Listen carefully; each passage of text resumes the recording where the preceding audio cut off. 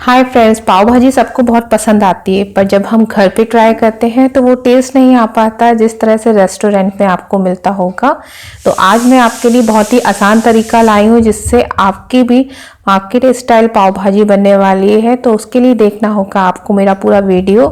चलिए शुरू करते हैं। ये सारे इंग्रेडिएंट्स आपको स्क्रीन पे दिखाई दे रहे होंगे।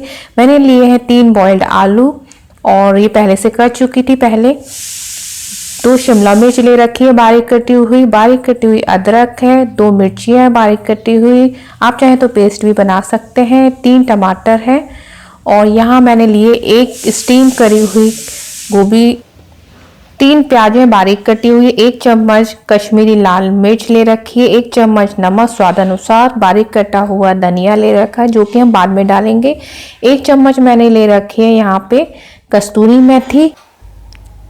सारे इंग्रेडिएंट्स इकट्ठे कर लीजिए और मैंने लिए यहाँ पे पाव भाजी मसाला, आपको स्क्रीन पे दिखाई दे रहा होगा। मैंने लिया है यहाँ पे प्रेशर कुकर भाजी बनाने के लिए और मैं ले रही हूँ यहाँ पे 1 चम्मच मस्टर्ड ऑयल, आप चाहें तो घी भी यूज़ कर सकते हैं। और मैं डालूंगी यहाँ पे 1 चम्मच बटर, आप चाहें तो इससे ज़्यादा भी यूज़ कर सकते हैं बटर को। थोड़ी देर के लिए मेल्ट होने दीजिए। उसके बाद हम इसमें डालेंगे 1 कप बारीक कटी हुई प्याज जो कि मैंने पहले ही आपको दिखाई थी और इसे थोड़ा सा आप मिक्स कर लीजिए ऑयल में। इसे ज़्यादा हमें ओवर कुक नहीं करना है, 2-3 मिनट आप इसे चलाइएगा, थोड़ा पिंकिश कलर आ जाएगा इसमें। उसके बाद हम इसमें डालेंगे टमाटर, तो थोड़ी देर के लिए आप इसे हल्का सा भूनिए। अब मैंने यहाँ पे डाला है 1 कप टमाटर बारीक कटे हुए, इसको भी आप थोड़ा सा मिक्स कीजिए और इसे 2-3 मिनट के लिए आपको मिक्स करना होगा। टमाटर थोड़े गल जाएंगे, उसके बाद हम इसमें डालेंगे अदरक बारीक कटी हुई मिर्ची, आप चाहें तो इसका पेस्ट भी बना सकते हैं पर मैंने बारीक काटा है। अब मैं डाल रही हूँ इसमें शिमला मिर्च, उसको भी आप 2-3 मिनट के लिए पकाएं और आप इसे हल्का सा इसे पकाना है जब तक ये ऑयल छोड़ देगा थोड़ा सा, और आप इसे हिलाते रहिए नहीं तो नीचे से जल जाएगा। अब इसमें हम डाल रहे हैं स्टीम करी हुई गोभी हमें सिर्फ 2-3 मिनट के लिए स्टीम करना है, ज़्यादा नहीं, नहीं तो ओवर कुक अगर गोभी हो जाती है तो उसका टेस्ट अच्छा नहीं आता है। तो आप इसे यहाँ थोड़ा मिक्स करते रहिए, अच्छे से मिक्स कर लीजिए सब गोभी को। अब मैं इसमें डाल रही हूँ बॉइल्ड आलू, तो मैंने यहाँ 4 बॉइल्ड आलू लिए थे जो कि मैंने पहले से ही बॉईल कर चुकी हूँ इसे। अब इसे भी आप डाल दीजिए। आलू डालने के बाद आप इसे भी अच्छे से मिक्स कर लीजिए और ध्यान रखिए नहीं तो ये सब्ज़ी जल जाती है नीचे से, तो इसीलिए हमें बार बार चलाते रहना पड़ेगा। अब इसमें मैं डालने वाली हूँ कुछ सूखे मसाले, तो आपको स्क्रीन पे दिखाई देंगे। मैं डाल रही हूँ यहाँ पे 1 चम्मच नमक, 1 चम्मच कस्तूरी मेथी, 1 चम्मच हल्दी डाल रही हूँ और 1 चम्मच देगी लाल मिर्च। लास्ट में मैं डालूँगी यहाँ पे धनिया, जो कि सब्ज़ी बन जाएगी उसके बाद, तो इसको साइड में आप रख दीजिए। सारे मसालों को आप अब अच्छे से मिक्स कर लीजिए और ध्यान रखिए नहीं तो नीचे से जल जाएगा। तो मैंने मिक्स कर लिया है। अब मैं इसमें डालने वाली हूँ 1 गिलास पानी। पानी बहुत ज़्यादा नहीं डालना है क्योंकि ग्रेवी जितनी गाढ़ी होती है उतनी अच्छी लगती है।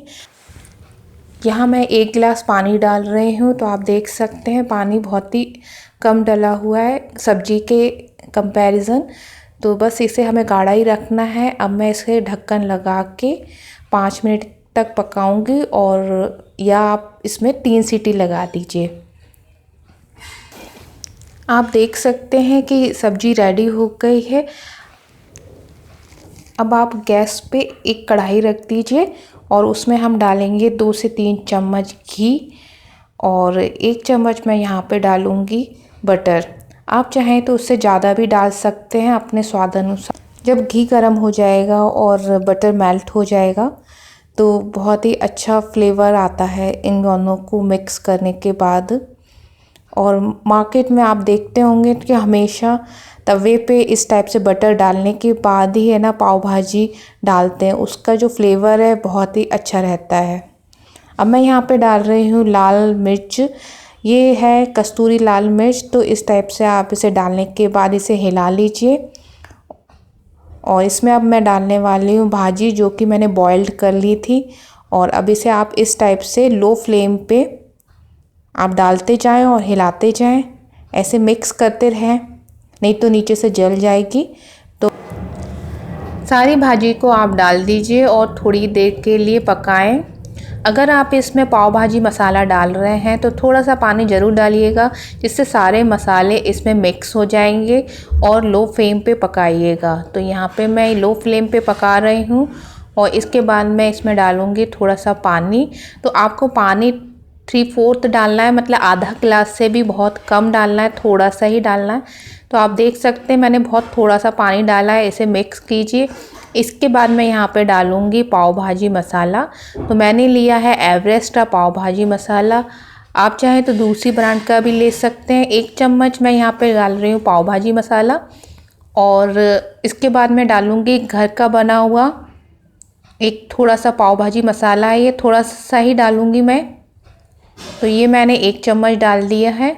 इसके बाद आप इसे अच्छे से मिक्स कर दीजिए। पानी इसलिए मैंने डाला था जिससे अब ये अच्छे से भाजी में सारे मसाले मिक्स हो जाएंगे।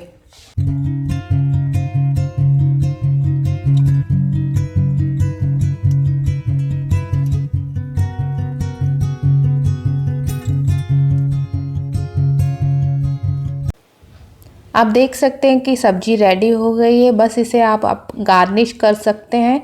अगर आप धनिया पसंद करते हैं तो गार्निश कीजिए धनिया से। और धनिया से काफ़ी अच्छा फ्लेवर आता है पाव भाजी में, तो ज़रूर डालिएगा। इसे आप फिर चम्मच से मिक्स कर लीजिए। भाजी रेडी हो गई है, इसे आप साइड में रख दीजिए। अब हम बनाएंगे पाव। तो पाव के लिए करना होगा आपको फ्राई पैन लेना होगा कोई सा भी, और यहाँ पे आप इसमें डाल दीजिए बटर। और उसके बाद हम इसमें डालेंगे पाव।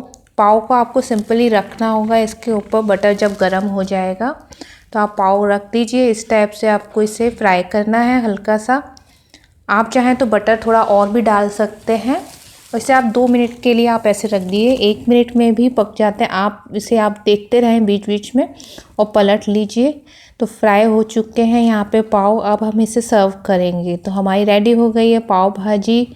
अगर आपको मेरा वीडियो पसंद आता है तो फिर बस लाइक एंड सब्सक्राइब करना ना भूलिएगा। मिलते हैं नेक्स्ट वीडियो में।